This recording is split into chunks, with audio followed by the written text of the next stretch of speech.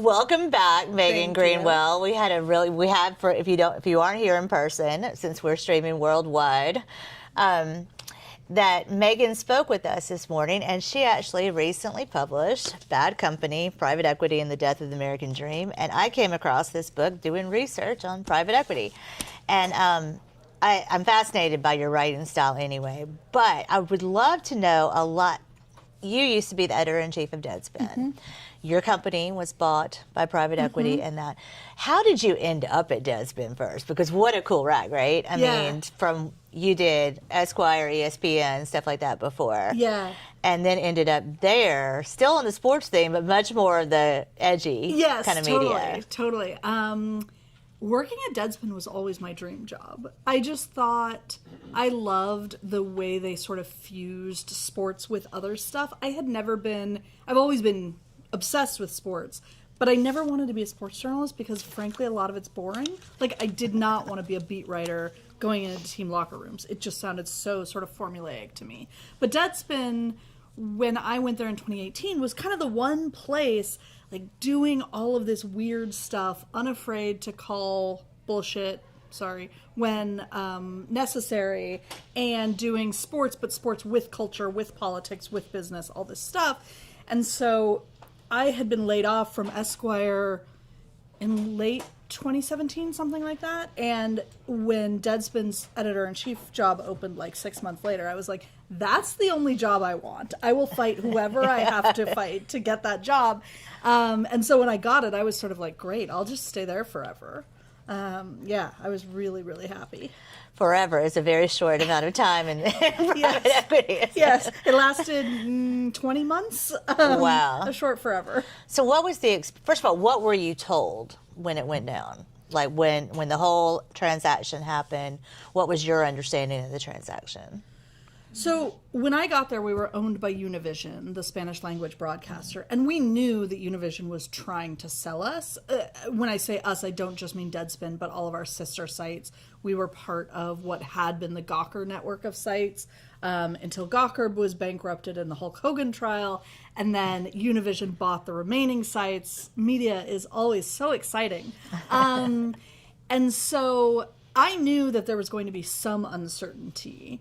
And I was hearing things during the sales process, like maybe the buyer is going to be Ziff Davis, which is another media company, which is known for being pretty bad to work for.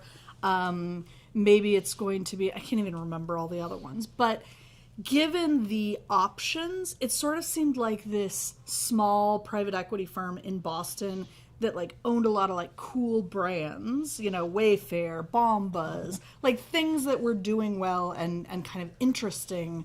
It seemed like maybe that wasn't the worst case scenario for us. And so when they won, I was sort of like, all right, this seems like maybe okay.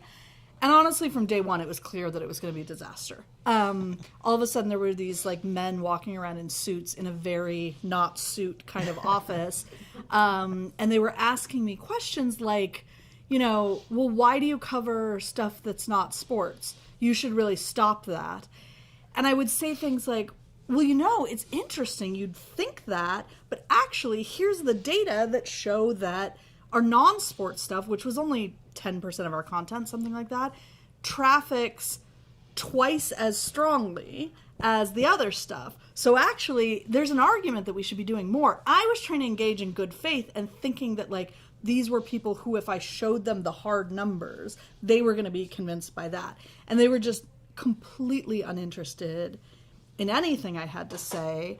And then they would essentially, it became clear that their goal was for us to be bigger than ESPN, which, sure, I love an ambitious goal. But I would say, like, I literally said to my boss at one point, well, okay, so obviously part of the reason ESPN is so big is because they have exclusive rights to televise major sporting events that millions and millions of people want to watch. Is your plan for us to get those rights? Because that sounds very expensive and complicated. And I could just see this look pass over his face, like he had never thought about that being a difference between them and us, right? So it wasn't just that they were evil. It's that they were also very stupid. Yeah. It's interesting to me, and you and I have had a chance to talk about our industry a little bit and what's happened here. But what we have both on our vendor side and on our property management side.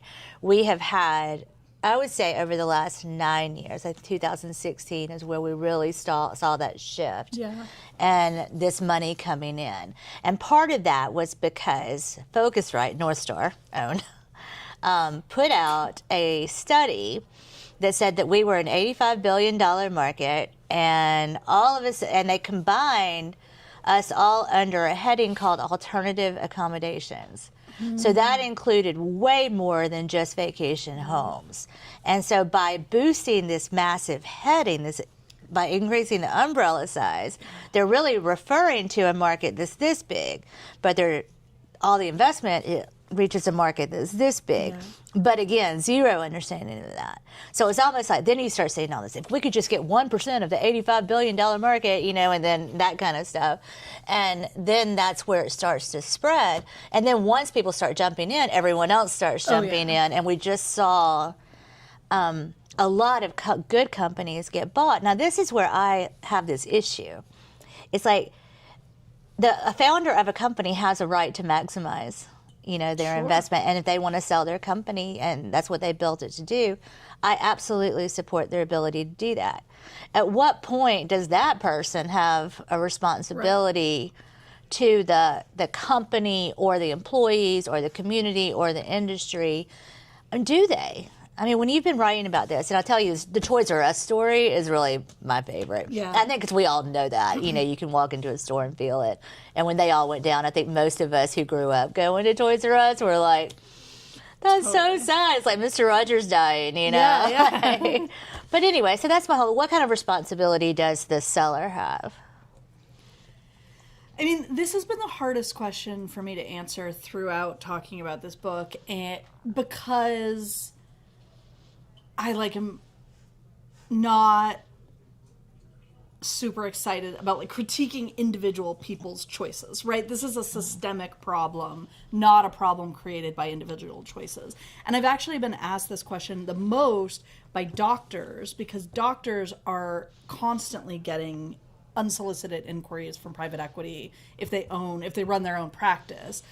Because private equity is just trying to roll up every single private practice across the country right now.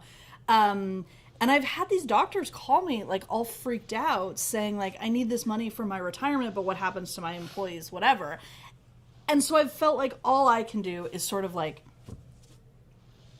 out the information, right? So I don't blame anybody who wants to take a big payout to put their kids through college or, fund their retirement or whatever. I don't feel in a position to do that. That said, I do think you have to be realistic with yourself about what the ramifications will be. And so if you expect to be able to make that choice with no effect on your employees, I can promise you that will not happen, right? Your employees will absolutely suffer from that transition. Again, how you weigh that choice versus putting your kid through college is not for me to say, but that is a real effect. And, in housing, I think the responsibility is more, right? Housing, healthcare are fundamentally different than, say, retail, right? If Toys R Us gets driven into the ground, we are all sad about it, but it's not the same as do people have a roof over their heads? And so I think, I do think it's, even when it's, vacation housing and not many people's primary source of housing, I do think it's worth being really thoughtful about, do I feel invested in my community? This will have negative effects on your community. So is that a trade-off you're okay with? You will hurt your community, you will hurt your employees, you will hurt the institutions around you. And so then, as long as you're clear-eyed about that, make whatever choice you need to. But that's the reality of what that choice means. So you can literally chat GPT how to tell your companies that you are being bought out by private equity. And it literally says stuff that we all hear, like, nothing's going to change. Yes. Things are going to be great. We're investing more. No, wait. It's going to be better than ever. Yes. In fact, you're going to have more opportunities because they're coming in with a lot of money and a lot of opportunities. And if you perform well, you can move up through this huge company. Yeah. And it's like, and then and here's your new non-compete. And here's your new contract. And if you just sign right here, yes, it's going to all be amazing. And if you don't, yes, we'll have to let you go. Absolutely. So it's like, that is a really startling decision to be faced with. Yes. I was at Instant Software when HomeAway bought that company, and it was something I knew. I had been a property manager before working for Instant Software, and I knew for a fact I didn't want to work for HomeAway. But I was broke, So it's like, I don't know what to do, so I signed. And that non-compete haunted me for 2 years. Yeah. And just because I couldn't afford to not be unemployed. Yeah. And so I think that there is like this,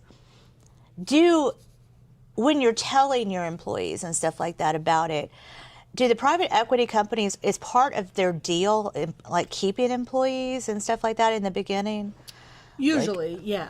Usually they'll have some sort of contract that says we won't lay anybody off for 3 months or 6 months or whatever it is. When Deadspin got bought, there was no such contract, and several of my colleagues got laid off within 10 days, I'm going to say. And it was so random because it wasn't people whose work was the most expendable, nor was it the highest paid people. It was just as if they had kind of thrown darts at the wall and laid off the people they had landed on. And I think that really speaks to one of the biggest problems with the way this system works is private equity will come into an industry and paint themselves as like the highly trained specialists, the only people who can take you to the next level. Yes, exactly. Mm-hmm. Or, fix whatever is deeply wrong with you. And I think about that a lot for industries like y'all's because, I've been in a lot of conversations where like, I can't follow the lingo, guys. Like, I don't know what's going on in half of these. And I think that is so cool. Like, I'm always fascinated by getting into sort of niche industries where I'm coming in blind. But that's because I'm coming in with curiosity, and private equity guys are not coming in with curiosity, and they're not coming in with any of the expertise that you all have built up over years and years and years. What they're coming in with is an expertise in finance. In their own finance, right? So they're coming in to say, here is the opportunity for us to extract profits out of this, not here's the opportunity to build this business, because they don't actually have to build the business to profit from it, right? They have all sorts of ways that they can essentially extract money without making the company more successful at all. And so that's what I think is really dangerous, is that when they come into a specialty market and they say, oh, yes, you've been doing such a nice job, I'm going to keep you around, but I can do so much better for you. It's just like not really true. That's not what they're experts in. Do any of you have any questions for Megan? Just interrupt me when you do. Just raise your hand and I will find you. But yes, Mary. One thing, what's your low-hanging fruit that could adjust private equity to be less of a danger, less of a parasite? I mean, the question is, I'm just going to repeat it for the audience, that if you could say one or two things that are low-hanging fruit that could actually help let policy changes and things like that to help negate or lessen the negative impacts of private equity. So I don't know if this counts as low-hanging fruit because, like I was saying this morning, so much of Congress is on the dole of private equity that real federal regulation is super unlikely right now.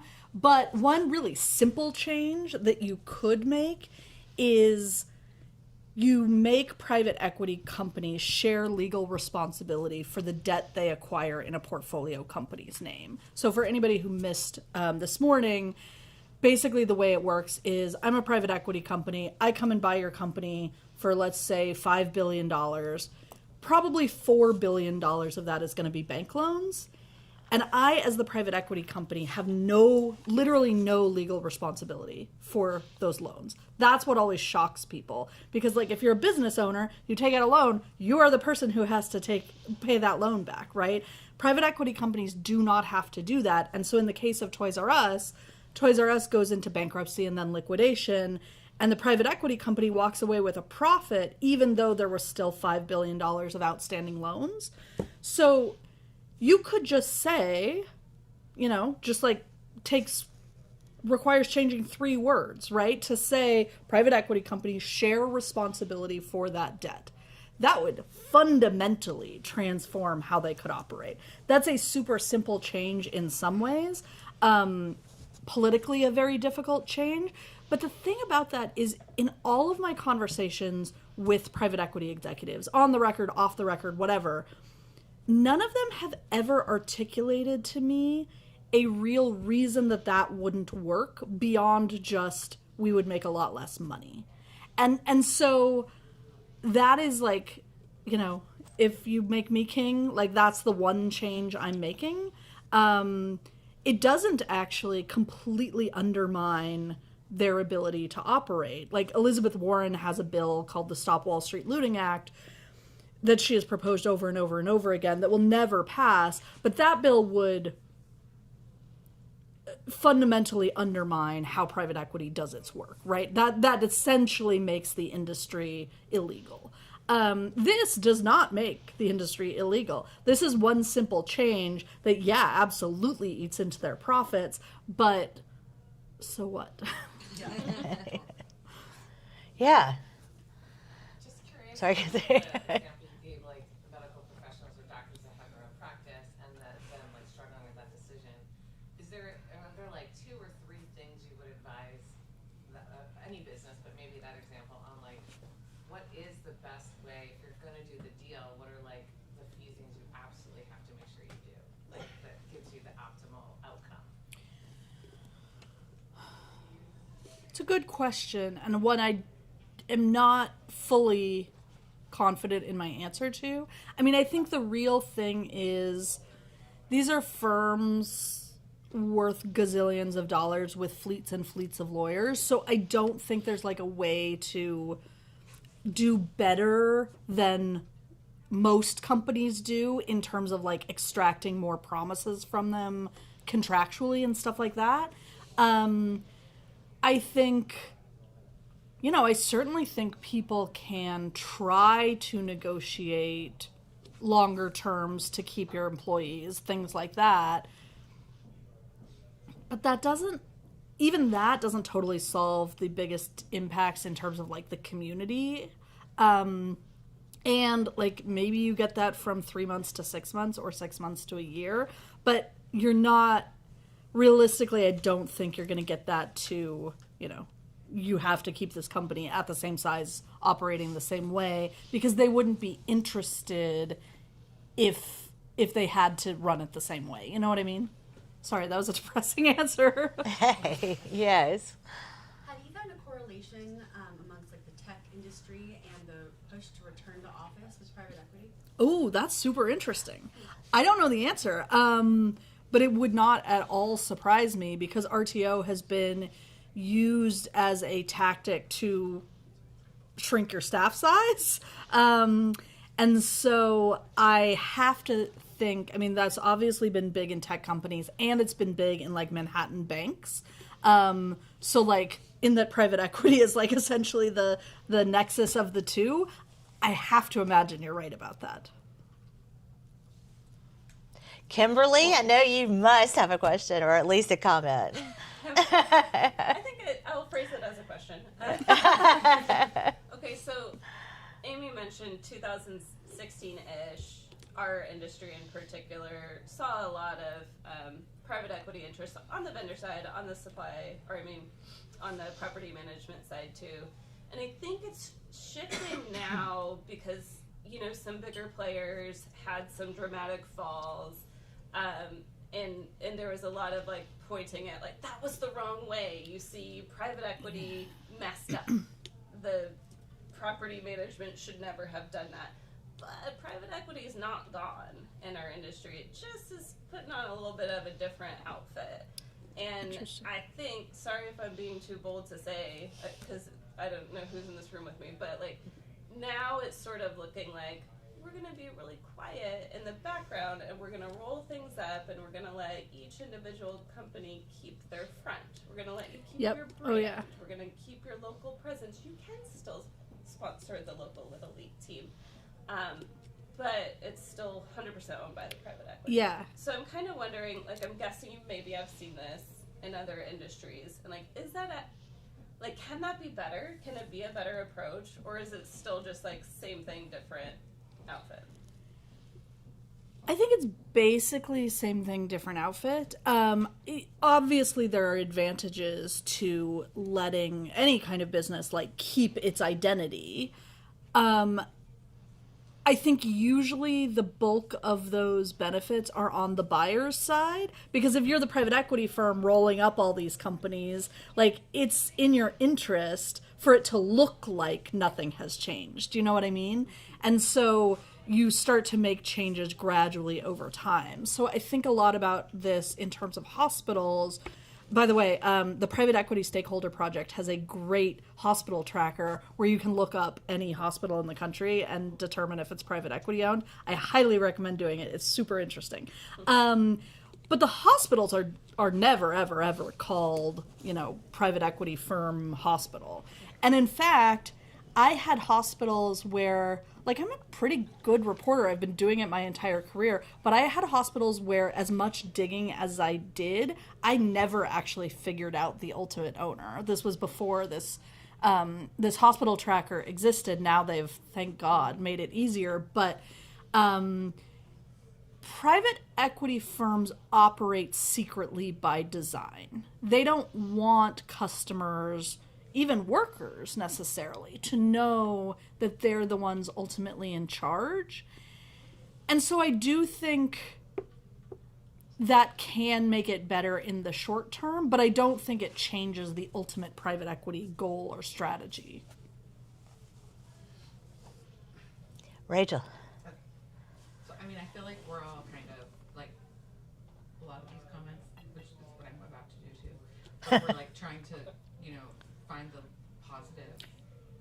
I don't feel like I'm a Pollyanna, but, like, kind of, there's still this part of me that's like, well, maybe the way that this has been set up so far, at least in our industry, which I never knew anything about private equity until much more recently, and I still don't know much, but I only know it from this one lens, right? Like, as a company owner in this specific industry. But to me, it's like I've seen all these different versions that are currently available. My husband and I have talked to, like, all of the private equity people that are talking to people in the industry, like, a million conversations. It's been super interesting, and I feel like we've seen some scenarios where, like, it seems positive because when certain, instances when someone's looking to exit their business, like, this seems like, oh, this could be, not a terrible thing. But from my standpoint, I haven't, like, heard of a way that it feels good to me yet, kind of because of what you said, just because what about my team, and, like, what about my team in 3 to 5 years, what about my team in 8 years, and what about all my homeowners that I've had for 10 years, and what about, and so I'm wondering if you've seen, I feel like we're all, like, desperate, like, but it's like, have you seen in any industry or, like, in any scenario, I feel like I'm always just kind of, we're not, like, eager to exit right now, so I'm like, I have tons of time, like, Sure. I'll just wait until the right scenario, like, maybe there's just another way this gets done, and it won't feel like the parts that I don't like, maybe it'll be better, and I can't think of what it is, because I've never seen it yet, so I don't know what I don't know.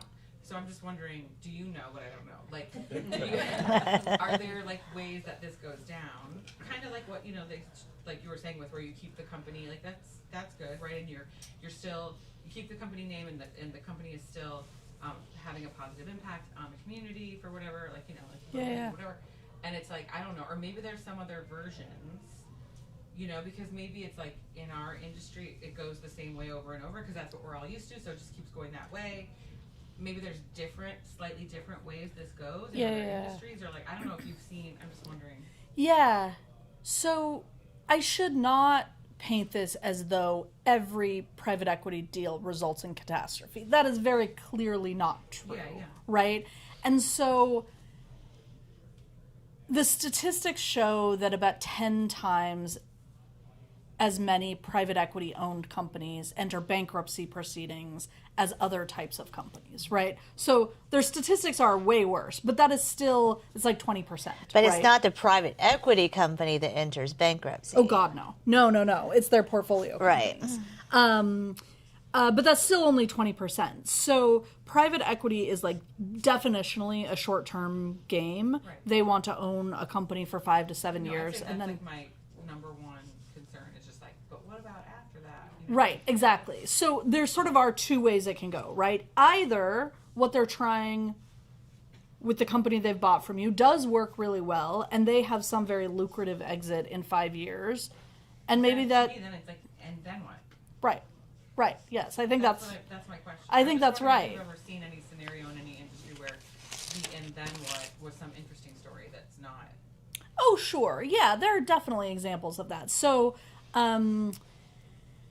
KKR, which is by some measures the biggest private equity firm in the country right now, their co-head of private equity also runs this nonprofit where when leverage buyouts are executed, every employee gets like a tiny ownership stake in the company. And he likes to talk about this one overhead garage door manufacturer in Illinois, which had like 200 employees, and KKR owned it for like maybe even less than 5 years. It might have been 3 or 4 years. Flipped it to another private equity firm, but we'll get there. And you had like factory workers and truck drivers making like mid 6-figure payouts because they were small owners of the company. That is like unequivocally a nice, good story, right? And it's not that those stories don't exist. It's that they are... But all I could think of though is that Should in I that say? story, how about the and then what? Right. So, I mean, I think the company is still doing well enough. What's tricky is that, like, this is what always drives me crazy about media coverage of private equity. So, like, 60 Minutes wanted to do a story on this nonprofit called Ownership Works.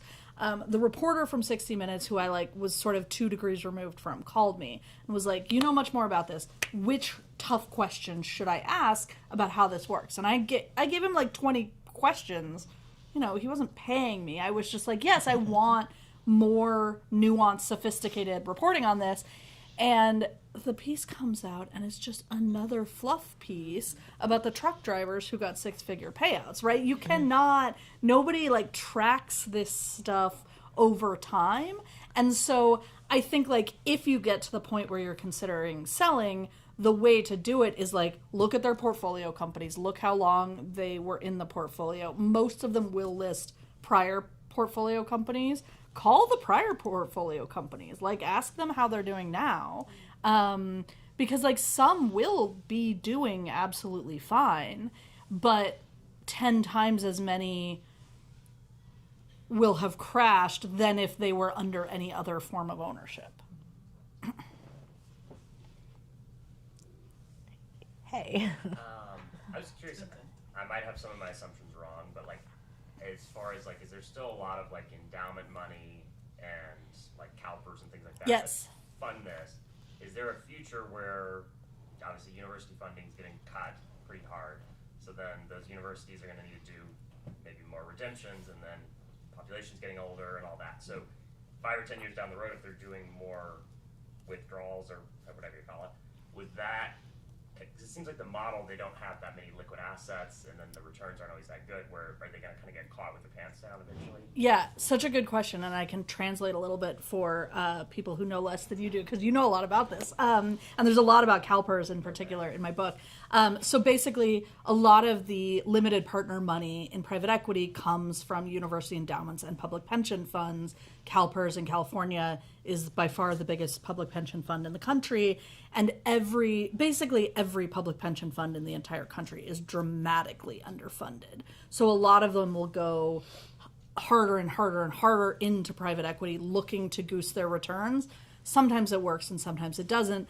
But yes, with the university endowment stuff, there's been a lot of controversy about this recently because all of those universities are so terrified about what happens to their endowments.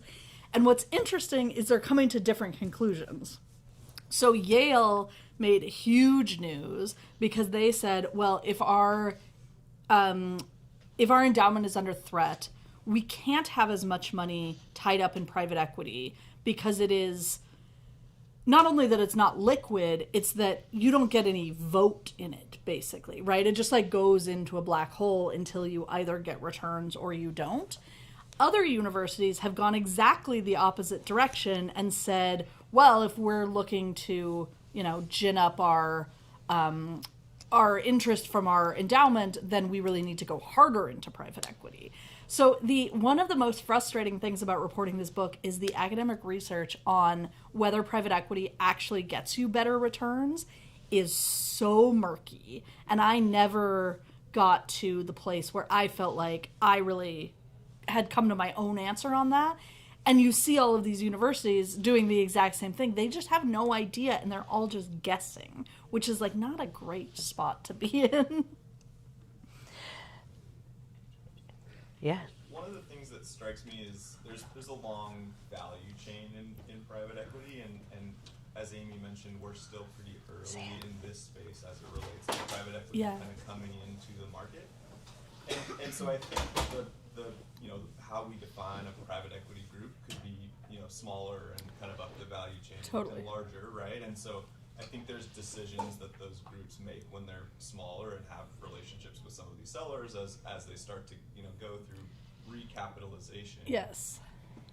When you've looked at other industries, is there a point in terms of like the number of recapitalizations as it gets larger? Like you're talking, with some of these like hospital chains as they start to go through like recap number 2 or 3. Yeah. Is there kind of a life cycle where you start to lose some touch with some of those original founders that maybe still work with rolled over equity and have relationships with the private equity company? Is it like after the third recap, that's where it starts to kind of lose its connection to the business? I love that so many of these questions are like, tell me like the one answer. And unfortunately, like I can't give you like recap number hope. 3 is All like we the want one. is hope. Right, exactly. Like until 3 you're fine, 4 you're screwed. I wish it were quite that simple. I do think, yes, certainly like the more mature the deal gets. I mean, private equity doesn't want individual deals to be mature at all, right? So if it's going really well, they'll sell it in fewer years. And so I think you're right that the general trend is like it's going to get worse as they get deeper into the recap cycle and all of that. But, I had another thought there and I totally lost it.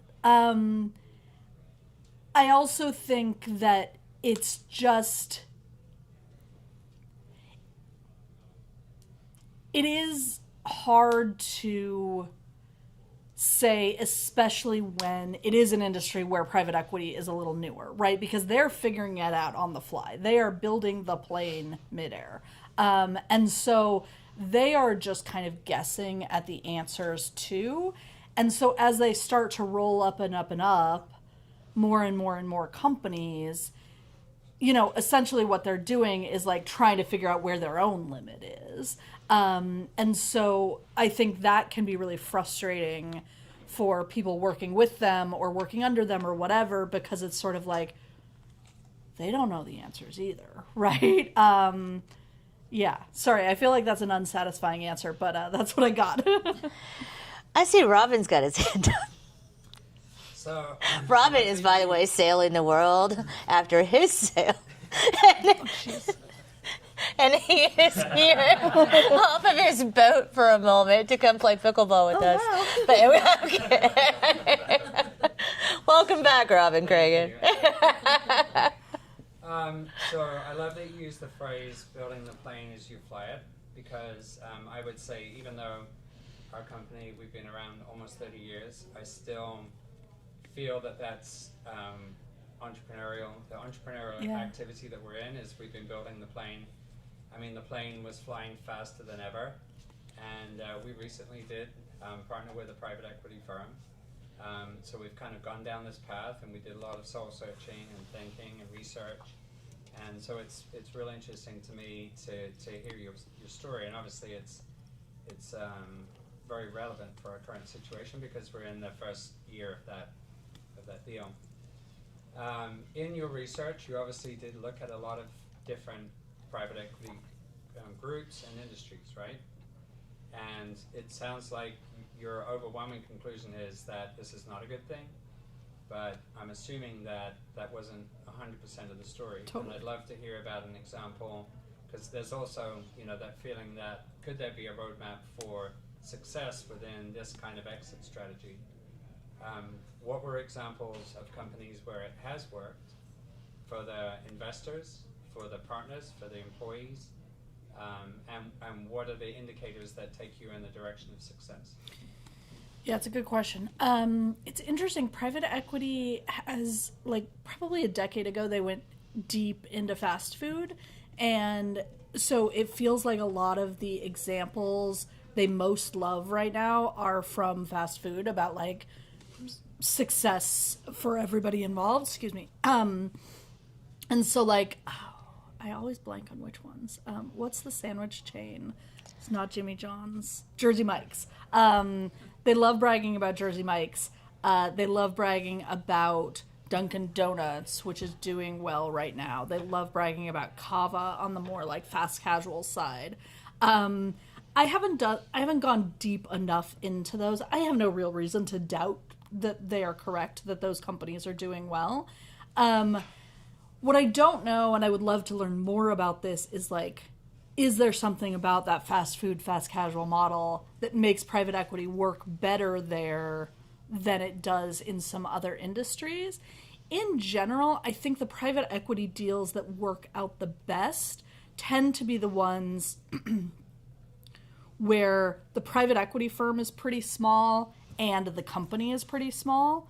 I think the biggest danger is when you're talking to KKR or Blackstone or Bain Capital or Cerberus, my favorite name, named after the three-headed dog guarding Hades, which is just a bold thing to name your company. At least it's honest. Those companies have rapacious appetites, right? So if they buy your company, you can guarantee that the goal is to buy 1,000 others and make it one mega company. And that tends to be when those deals work out the worst.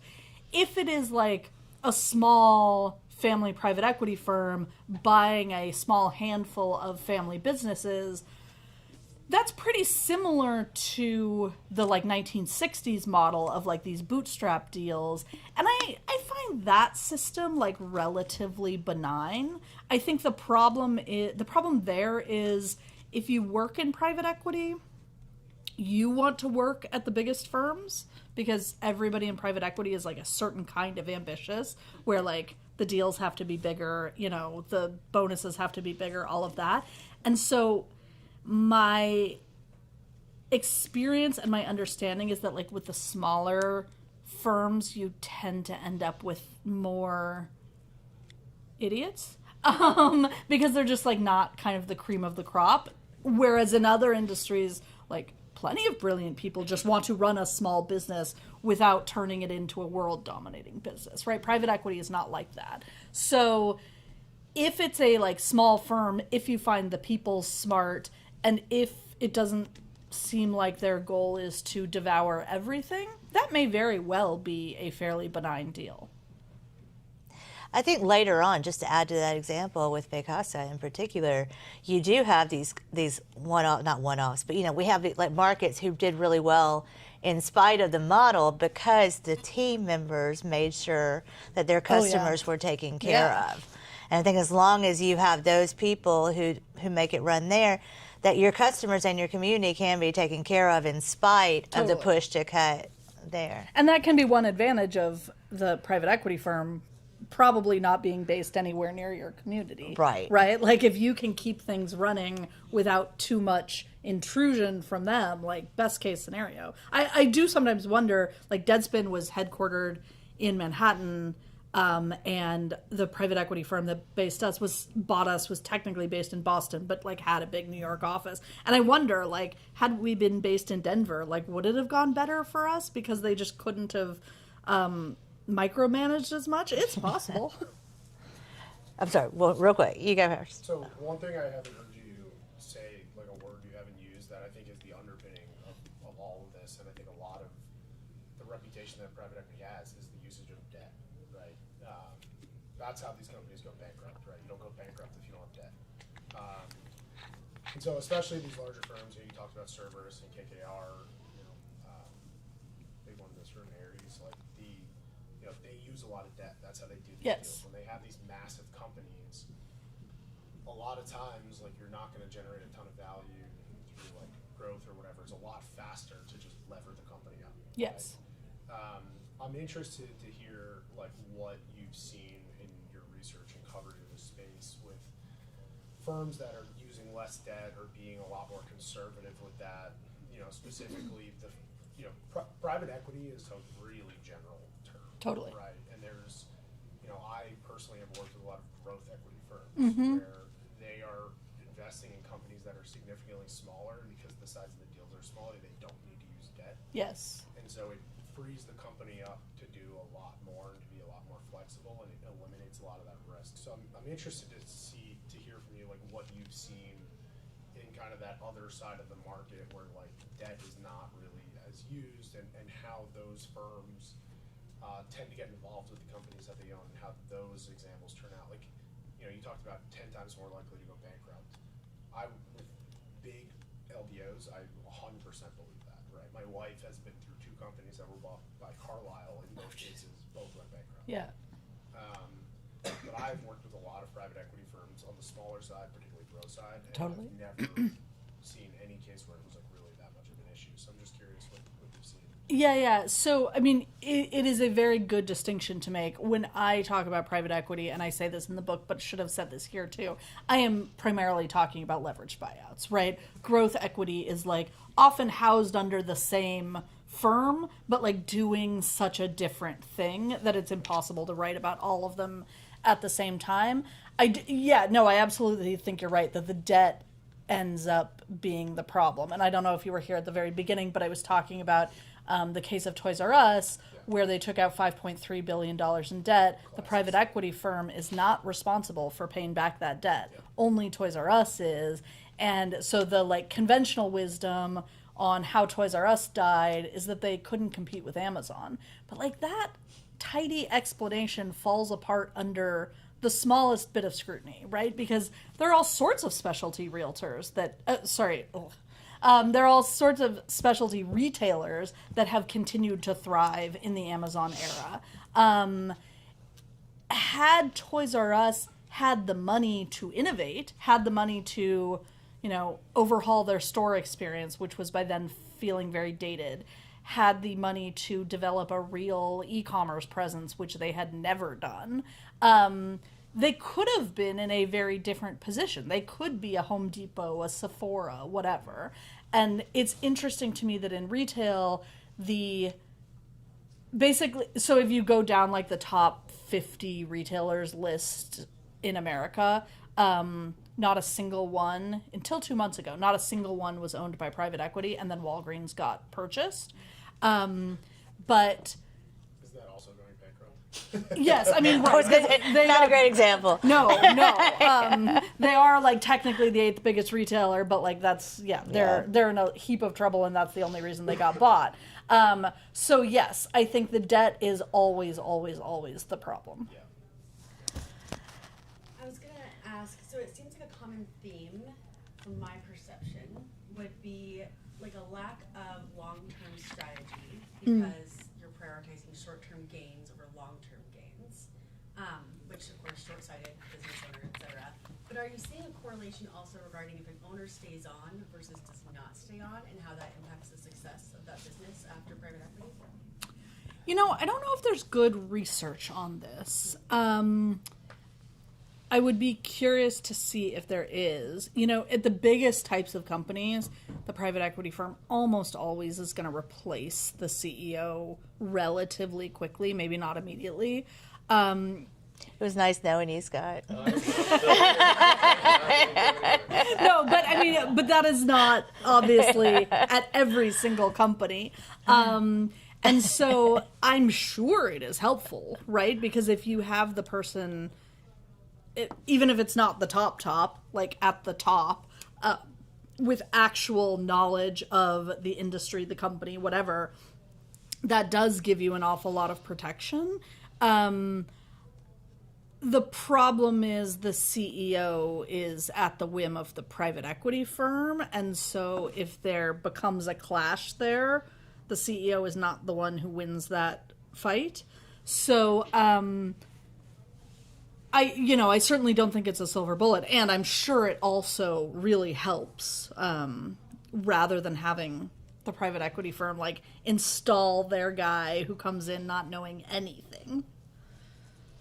I hate to do it because I could do this all day with you. Thank you so much. I know. Just for you guys to know, she is also helping me tomorrow to look at VR Mintel on the new media side. She was also an editor at Wired. She's done a lot with new media and B2B media. So I get to work with her tomorrow as well. We have some books here and upstairs if you want one. If she's signing them if you want them to. It is lunchtime. And then we've got the Battleground in 30 minutes. So thanks, you guys. Appreciate it.